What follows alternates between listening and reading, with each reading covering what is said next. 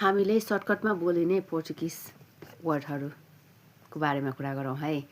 हामीले सर्टकटमा बोलिन्छ स्टोलाई तो भनिन्छ, स्टोलाई तो। तो pra casa। अर्को रहेको छ पारा। पारालाई हामी प्रा भन्दछौँ सर्टकटमा। Eu vou pra casa.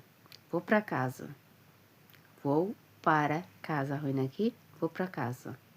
त्यस पछाडि रहेको छ अर्को तपाईँ ता। ता फेभरेट रहेको छ होइन, धेरैजनाको फेभरेट रहेको छ ता भन्ने चाहिँ। तपाईँ तपाईँ स्टा स्टार भरबाट आउँछ, जसलाई हामी एस्टा भन्छौँ। एल एला बसेमा लाग्छ होइन एस्टा, तर हामी त्यसलाई ता मात्रै भनेर प्रनाउन्स गर्छौँ। जस्तै तपाईँ तपाईँ। अर्को रहेको छ तो। तो भनेको स्टोबाट आउँछ, स्टार भर्ब नै रहेको छ। एउसँग स्टार भर्ब कन्जक्सन चेन्ज हुँदाखेरि eu estou हुन्छ, तर हामीले तो मात्र भन्दछौँ एस्टोलाई।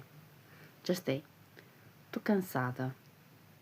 estou जस्तै estou cansada। I'm tired।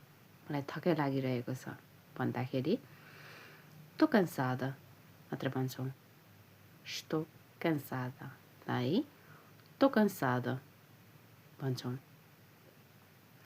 यी रहेका थिए छोटो मिठो, यी रहेका थिए छोटो र फ्लुएन्टली, यी रहेका थिए हामीले कसरी छोटो तरिकाले पोर्चुगिज वर्डलाई युज गर्छौँ भनेर। पाएछु।